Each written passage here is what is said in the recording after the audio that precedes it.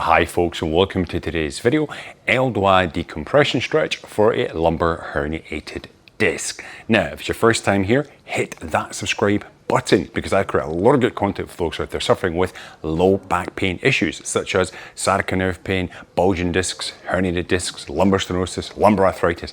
If that is you, hit that subscribe button. You're going to get notified when some great new content comes onto YouTube to get you back on the road to pain-free recovery. But without further ado, let's get into today's video.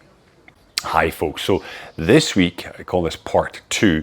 This is where I'm talking about the use of the ELDOA method for disc herniations, disc bulges, specific to L4, L5, okay? Now last week I went over the technical aspects of the ELDOA system. That's my manual from 20 years ago.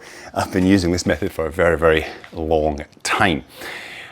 Today, it's going to be for L4, L5 region. Now, I've got 2 videos that will pop up at the end of this one, which are even more detail on these particular exercises, goes into more about the technical background. I don't repeat that again, okay, for the length of this video. So I do want to jump into the stretch, but I will explain a little bit of the technical aspect, just not as much as my first video last week, okay? Subscribe, guys, because you're going to get a lot more content like this, which will help you overcome that horrible affliction, herniated disc, back pain, lumbar herniated discs. It's a nightmare. I know, I've been there a couple of times, okay, so I know all about it, all right? So the thing with ELDOA is it is a form of decompressive stretching. It does require constant fascial tension through the body to create that necessary tension, which will create the decompression at the segment we're looking for. And there's an ELDOA for every single vertebra in the body, the vertebral junctions, you know, C1, C2, T6, T7, etc. It is very, very, very good for people with herniated discs, bulging discs, postural issues, scoliosis, lumbar stenosis, lumbar arthritis, etc. I've had a lot of success with it in all the years that I've been using it, okay? So L4, L5 is the second most common place for a disc bulge, disc herniation in the human lumbar spine, and we're going to jump right into it. Okay, so a couple of things I'm going to be talking about. Foot position is very, very important. We want to have the outside edges out. We want toes back towards the knees, and we want the ankles to come through. Now, when I put my outside edge out, that brings the ankle through. So that's automatically going to happen, okay? We're sitting on the ground. We want to be about, 8 to 10 inches apart at my heels here. I've got a 90-degree bend at my knee. I'll just show you from the side, this slight angle there, okay, because the sun is coming down. Do apologize for that. And this is my lower body position. Upper body position, we're going to be externally rotating the arms, and biceps going to be close to my ear, and we're going to be driving up towards the ceiling.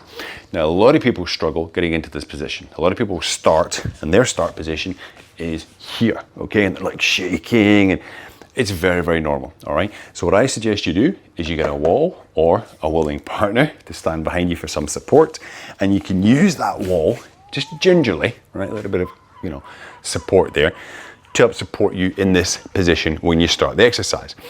But the thing about ELDOA is the primary effect, we get this decompression. Secondary effect, you're going to get stronger in those little intervertebral muscles, which helps stabilize your vertebra, going to help sort of normalize your spine in a good position. And these are secondary effects which take time to develop, but they really do help your overall back health as you progress through the exercise. All right, so we're going to get right into it.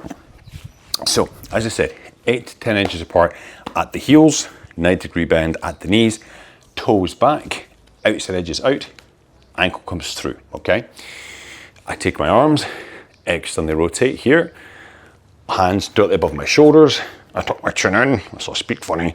Now, the action is you're going to keep all this in tension, actively try to push your knees to the ground here, as you drive up towards the ceiling with your arms. Sit up nice and tall, tuck my chin in, and I push my arms up, and I hold that constant tension.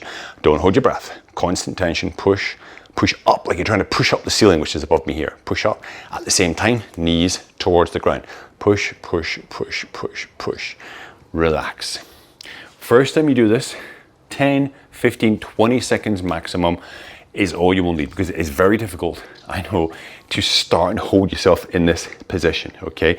Most people, as I said, they're somewhere like here, and they go, oh, but that's not like you in the video, Colin. That's okay, that's your individual maximum, that is where you start, you build from there.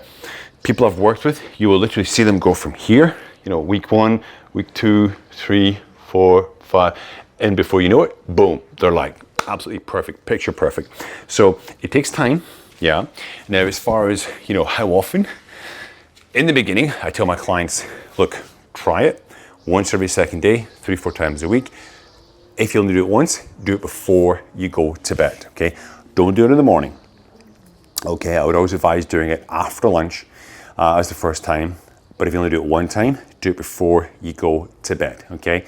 20 seconds is enough, and then get straight into bed.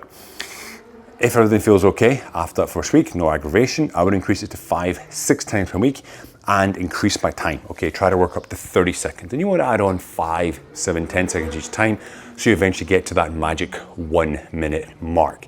Now, as far as intensity goes, it takes about 40 pounds of pressure to create this sort of decompressive force on this fascial tissue. So it does require a lot of force. But if you've never done it before, like, you know, so if you go to the gym, new exercise, new activity, and you throw yourself out 100%, you're going to be sore. Your body's going to tell you it is a brand new exercise the next day. So I want you to be safe. So when you do it, I want you to basically do, to begin with, 50% of your power, okay? So you'll get into that position. I'm here like so, and I start the stretch, and I push. So here I'm pushing, okay, there is tension, but I feel it's like half relaxed, okay, it's like 50% of my power. If I go full, really push, then I have to really focus on the exercise, okay, my voice changes because I'm a little bit more tense through my neck and such, okay, as I'm pushing, okay, relax. Start with 50% power. As you feel more comfortable to stretch, gently increase. As I say, if you try to throw yourself at 100% power for 1 minute in the beginning, you're going to be shaking and, oh, I'm getting cramp here and stuff, okay? If you get any cramping or you have some sort of shoulder impingement, just open the arms wider, or as wide enough as you need to be, that you don't feel that impingement, okay? You're still going to be putting tension onto the necessary fibers, tissues. It will still work, all right? Now, as far as tissue tension, what will help is increasing your water intake, right?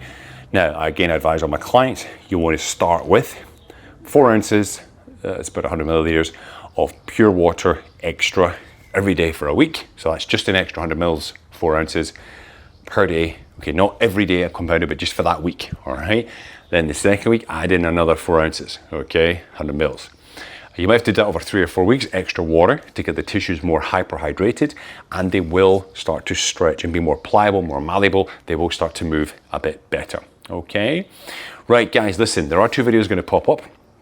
It is extra videos on this particular exercise, but more technical depth as well, so please check them out. Comments, questions, hit me up in the comment section down below. Please, of course, like, share, subscribe, comment, okay? It all helps the algorithm, it helps my content get out to more people who need it, and I'll see you guys next time. Have a great day.